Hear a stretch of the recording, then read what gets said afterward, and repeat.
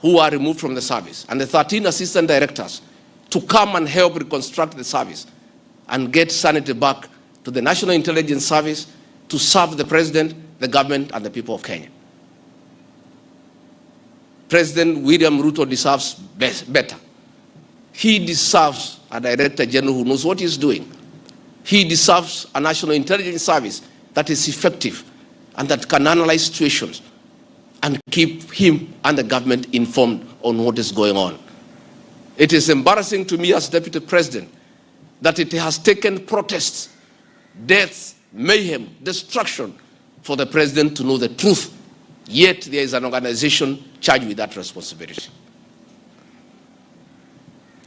I have publicly stated that under this administration, Kenyans are free to criticize the government without fear of reprisal and state agencies. This was a promise made by both the President and I when we were sworn in. I want to call upon overzealous heads of security agencies not to be tempted to use the criminal justice system to manage politics. Let us manage politics the conventional way, through reaching out, consensus, and concurrence. I am informed that members of parliament who voted no have already been targeted by the National Intelligence Service for harassment for their political stand. This is a promise the President and I gave to the people of Kenya, that never again shall we use the criminal justice system to manage politics. I want to say that the President and I gave a categorical promise to the people of Kenya that the issue of abductions and extrajudicial killings will never happen again. Sadly, this is back. It is unbelievable that the son of the Honorable Attorney General of Kenya, Justin Bidan Muturi, was abducted at night in a commando style by officers of the National Intelligence Service and held incommunicado for 18 hours. Yet, that is the Honorable Attorney General of the Republic of Kenya. What will happen to other Kenyans? I want to ask our law enforcement agencies to dignify the President and I before the people of Kenya and not backtrack on the promises we made to the people of Kenya, that we shall never again use the criminal justice system to manage politics.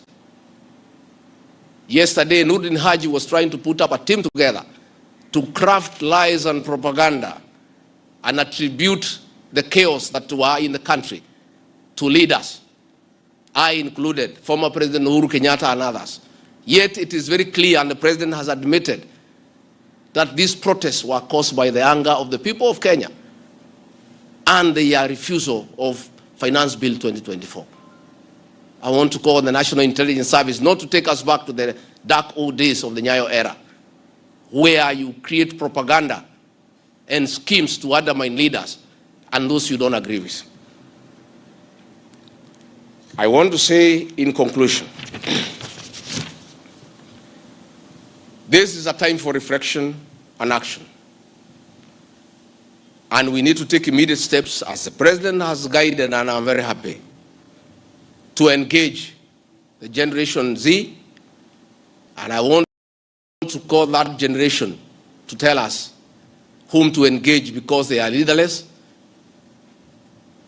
they are tribeless, they have no organizational structure, but we would like to engage the right people. There could be a temptation among some young people around us in government to pick some friends of theirs and attempt to bring them for discussion. So I want to challenge our young people and salute them for their courage and conviction and the love for their motherland to come up with a structure on how they can engage government in accordance with what President William Ruto has guided this afternoon. In view of the very wise decision by the President